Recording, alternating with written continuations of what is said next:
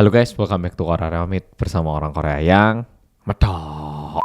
Pada tanggal 21 Juli tahun 2023 terjadilah pembunuhan di stasiun Silim di tengah kota Seoul yang dilakukan oleh seorang laki-laki berusia 30 tahun, sedangkan korbannya ada 4 orang dan mereka semua ini tidak dikenal oleh pembunuhnya. Langsung tak jelaskan kejadian kali ini lebih detail lagi, mari kita dengarkan. Sebelum tak jelaskan lebih dalam lagi tentang kejadian kali ini, aku pengen menjelaskan dulu tentang tempat yang namanya Silim ini. Silim ini merupakan tempat tinggalku juga sekitar 6 tahun yang lalu. Wow, ya 6 tahun yang lalu sampai 4 tahun yang lalu. Tempat pertamaku waktu aku pindah ke Seoul itu di Silim. Nah, Silim ini sebenarnya sangat terkenal buat siapapun mau WNA, WNK yang tinggal di Korea. Paling tidak mereka itu pasti pernah lewat Silim biasanya. Karena Silim ini merupakan pusatnya tempat ngekos, sehingga banyak banget tempat kos yang harganya relatif murah. Sebenarnya kalau dipikir ya, Silim ini bukan murah banget dibanding daerah-daerah lain di Seoul gitu, tidak. Tapi di Silim ini kamarnya biasa-biasa aja, sehingga harganya itu relatif murah, nggak mewah gitu. Udah gitu, Silim ini lokasinya lumayan strategis.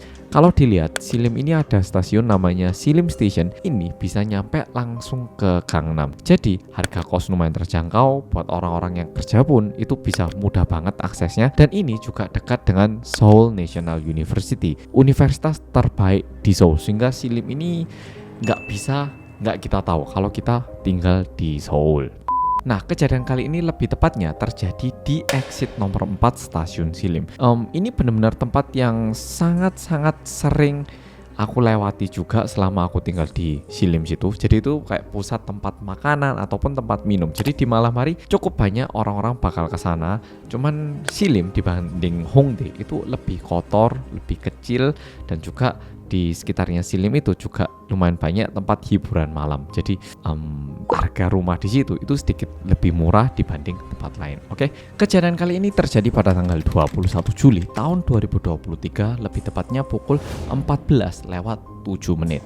Pelakunya seperti ini, ya identitasnya dibuka karena dipandang kelakuannya ini sangat-sangat buruk. Sebelum dia melakukan pembunuhan ini, tak ceritakan sedikit apa yang dia lakukan mulai tanggal 20 Juli alias 1 hari sebelumnya. Pada tanggal 20 Juli ini, lebih tepatnya pada pukul 17.00, yang dilakukan oleh laki-laki ini adalah melakukan factory reset HP-nya. Factory reset smartphone ini biasanya kita lakukan sebelum jual HP ataupun waktu HP kena virus ataupun ada masalah atau ini cowok pelakunya ini melakukan factory reset HP-nya dan pada pukul 17.08 dia itu menggunakan browsing ataupun ya nge-search di internet pertama kali di internet. Tindakan yang dilakukan oleh pria bernama Joseon ini diperkirakan merupakan tindakan yang dia lakukan untuk menghapus jejak searching dia. Jadi kita kan nggak tahu sebelum dia melakukan pembunuhan yang mendadak ini apa yang dia lihat, apa yang dia baca, apa yang pernah dia search. Nah, ini hingga saat ini pun masih belum bisa ditemukan karena di factory reset pada tanggal 20 ini. Tidak cuman itu, komputer yang ada di rumahnya pun dirusak menggunakan palu. Setelah itu tidak ada aktivitas yang spesial dan pada tanggal 21 Juli dia ini tinggal di rumah tantenya yang berada di kota Incheon. Tapi pada pukul 12:03 dia ini naik taksi dari Incheon pergi ke Silim. Lebih tepatnya ke daerah Geumcheongu. Ini juga dekatnya Silim. Di situ itu ada rumah neneknya dari pria bernama Joseon ini. Dia itu punya mama dan papa, tapi hubungannya nggak baik dan dia ini tinggal di rumah tantenya dan kadang-kadang dia itu pergi ke rumah neneknya. Jadi ini merupakan rute biasanya ini cowok. Dia tinggal di Incheon terus kadang-kadang pergi ke rumah neneknya. Perjalanannya ini makan waktu 54 menit dan pada pukul 12:57 dia ini nyampe di rumah neneknya. Dan setelah itu pada pukul 1:57, jadi sekitar 1 jam setelah itu, dia ini pergi ke salah satu supermarket yang ada di dekat rumah neneknya. Di supermarket itu dia nggak beli apa-apa, tapi dia mencuri 2 senjata dan setelah itu dia naik taksi lagi pergi ke exit 4 stasiun Silim. Dan dia ini nyampe di stasiun Silim exit 4 itu pada pukul 14:07.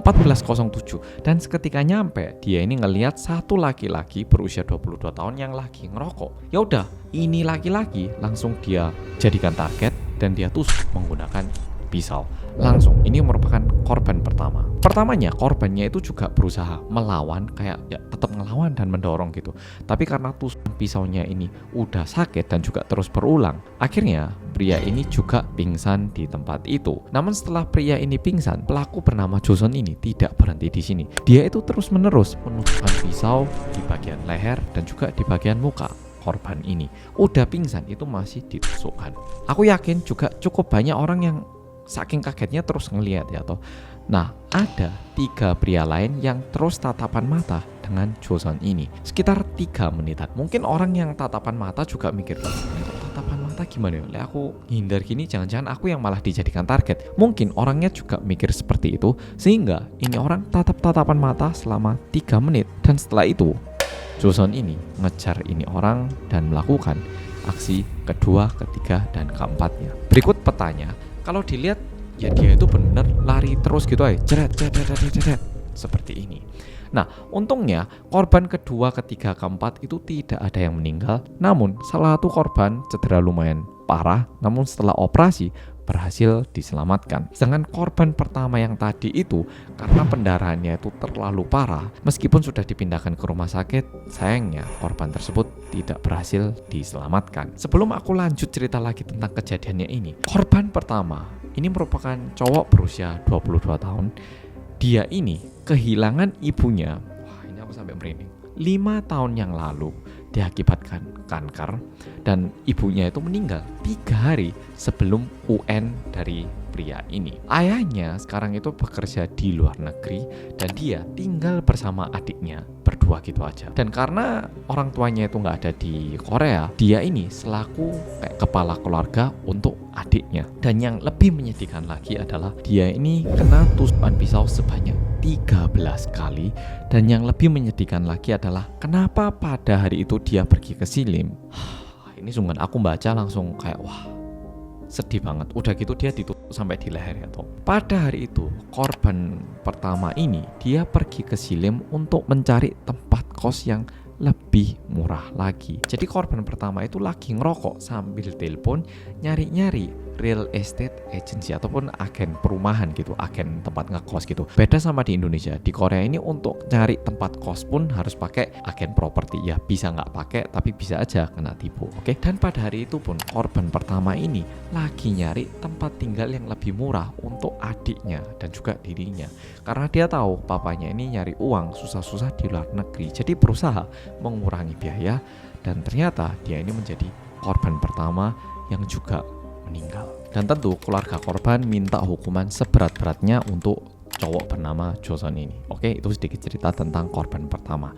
Setelah menusuk 4 korban, apa yang dilakukan oleh Joseon? Joseon dia itu keliling jalan-jalan sambil ketawa-ketawa membawa pisau dan juga tangannya itu udah berlumuran darah. Untungnya nggak tahu ini bisa dibilang untung atau gimana, polisi datang pada pukul 14.20 dan langsung ditangkap. Waktu Joseon ditangkap, dia ini nggak melawan polisi, dia langsung jatuhin aja pisaunya begitu aja dan kondisinya tangan celananya itu udah cukup banyak darahnya. Jujur kalau dicari di YouTube ada videonya yang nggak disensor, tapi ini nggak bisa tak tunjukkan kalau nggak ya karena ada regulasi YouTube, tapi di YouTube itu masih ada kalau dicari. Tapi satu hal yang perlu tak sampaikan juga adalah waktu polisi pertama papasan dengan cowok ini kan bilang, jatuhkan pisaunya gitu, letakkan pisaunya gitu. Ini cowok bilang, aku ini loh bener-bener hidup sangat rajin, tapi lihatan hidupku sama sekali nggak berubah. Hidup itu kayak gini, yaitu aku mangkal jadi ya tak bunuh beberapa orang.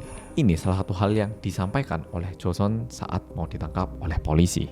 Seketika ditangkap karena ini pelaku dipandang berbahaya kalau dipulangkan, tentu langsung ditahan dan pada tanggal 26 identitasnya ini langsung dibuka. Ini cowok bernama Joseon, jadi marganya Jo, namanya Son. Kadang ada di Korea orang-orang yang namanya itu cuman tunggal gini, ada ya kayak Joseon ini. Dia ini pria kelahiran tahun 1990 dan saat ini dia tidak punya pekerjaan apa-apa. Diperkirakan tingginya ini mencapai 168 cm sedangkan berat badannya itu sekitar 72 kg. Setelah polisi menangkap pelaku, tentu melakukan beberapa investigasi, tapi satu hal yang pasti, Joseon itu terus menolak tes psikopat. Jadi biasanya kalau orang yang melakukan kejahatan-kejahatan seperti ini kan dites apakah ini orang psikopat atau tidak menggunakan tes yang bernama PCL-R. Tapi Joseon ini terus-menerus menolak. Tapi satu hal yang pasti, Joseon ini memiliki rekor kriminal 3 kali setelah menjadi dewasa dan juga masuk penjara remaja sebanyak 14 kali. Di antaranya ada beberapa kejadian yang menurutku lumayan serius yang perlu kita lihat lebih dalam lagi. Salah satunya adalah kejadian pada bulan Januari tahun 2010. Jadi kalau tahun 2010 artinya Joseon ini kan masih berusia 20 tahun ya, atau baru usia 20 tahun karena dia kelahiran tahun 1990. Pada bulan itu dia itu lagi makan di restoran dan mulai berantem dengan tamu lain di restoran. Nah, pertamanya mereka mungkin adu mulut, tapi lama-lama mereka mulai berantem. Dan Joseon itu ngambil botol dan ini digunakan untuk mukul kepala orang itu. Akhirnya orangnya ini terkena gegar otak dan harus dirawat selama 2 minggu. Nggak berhenti di situ. Tentunya kan ada satu karyawan yang juga berusaha melerai, atau karyawan yang berusaha melerai ini juga dipukul menggunakan botol yang pecah ini. Oke, kacanya kan udah pecah-pecah gitu. Nah, ini gores tangan dari karyawannya sehingga ini juga sobek sepanjang 5 cm. Udah gitu dia ngambil botol lainnya lagi dan mukul karyawan yang datang lagi. Jadi di satu kejadian ini ada satu korban yang gegar otak lalu menggunakan botol kaca yang pecah, karyawan lain tangannya disobek, dan menggunakan botol bir yang lain ini digunakan untuk mukul perut karyawan yang lain lagi. Diakibatkan ini dia itu masuk penjara selama 1 tahun 6 bulan alias 1,5 tahun. Dan juga nggak cuma itu, di tahun 2010 pada bulan Oktober dia juga menggunakan mobil untuk berusaha melakukan penipuan asuransi. Tapi ini juga ketahuan, akhirnya dia kena denda 1,5 juta won ditambah 0,5 juta won, jadi 2 juta won. Kembali lagi ke kejadiannya ini, akhirnya pada tanggal 22 Juli polisi menginvestigasi tempat tinggal dan juga barang-barang yang dimiliki Joseon. Tapi komputer dan juga HP-nya ini udah di factory reset sehingga data yang bisa didapatkan itu lumayan terbatas. Untuk saat ini kita masih nggak tahu hukuman yang bakal diterima oleh Joseon ini apa. Ya kita perlu nunggu sidang di pengadilannya. Dan yang lebih menyedihkan lagi, diakibatkan kejadian ini tentu Silim saat ini penuh dengan rasa sedih dan juga cukup banyak orang yang datang ke situ naruh bunga dan juga turut berduka cita. Ada satu bapak ini kayaknya pengemis yang tiba-tiba itu naruh kotak di situ dengan tulisan kotak untuk naruh uang, membagikan rasa turut berduka cita yang akan disampaikan kepada keluarga korban gitu. Nulisnya kayak gitu. Untungnya keluarga korban yang beneran ada di situ dan meminta kotaknya ini langsung untuk disingkirkan. Jadi ternyata ada satu bapak-bapak yang nggak jelas yang berusaha untuk mencari penghasilan di kesedihan seperti ini. Dan juga yang menyedihkan adalah saat ini kan musim panas di Korea toh. Jadi kalau misalnya ada makhluk hidup yang mati ya kayak bunga itu, pembusukannya itu cepet banget. Ada beberapa toko sekitar situ yang komplain, jangan taruh bunga di situ, nanti bau busuknya itu bikin toko kita nggak laris. Ada juga orang yang seperti itu. Buat orang-orang seperti itu sih yang pengen tak sampaikan, paling ya tokomu memang nggak laris bukan karena itu kok, gayamu kok nyalain bunga ya. Ya toh. Sebenarnya di luar ini juga ada satu cerita pembunuhan yang berawal mula dari forum DC Inside. Ini salah satu forum kayak komunitas gitu. Di situ pada tanggal 24 Juli atau 25 Juli, aku kurang inget tanggalnya, ada satu orang yang tiba-tiba ngepost bilang bahwa saya akan membunuh puluhan cewek Korea di daerah Silim dan juga akan memperkosa. Ini buktinya saya udah beli senjata gitu. Karena kejadiannya itu tidak lama setelah kejadian Silim ini, akhirnya polisi juga melakukan investigasi dan untungnya pelakunya ini menyerahkan diri kepada polisi dan berakhir gitu aja. Yap, jadi itu satu kasus yang berbeda yang tidak ada hubungannya sama ini, karena ada beberapa postingan yang tak lihat di Instagram di mana itu kayak dicampur. Mungkin yang ngeposting tahu ini beda, tapi saat dituliskan bersama itu terkesan agak membingungkan, jadi tak jelaskan aja. Oke polo-polo, jadi kejadian untuk di Silim seperti ini, aku turut berduka cita. Jujur buat polo-polo yang tinggal di daerah Silim, please waktu pulang gunakan jalan yang banyak orangnya. Please berhati-hati, oke? Kalau nggak ada urusan jangan terlalu lihat orang lain, tapi juga selalu siaga karena nggak tahu kenapa akhir-akhir ini cukup banyak kejadian kayak gini. Makasih sudah nonton video kali ini dan sampai jumpa di video berikutnya.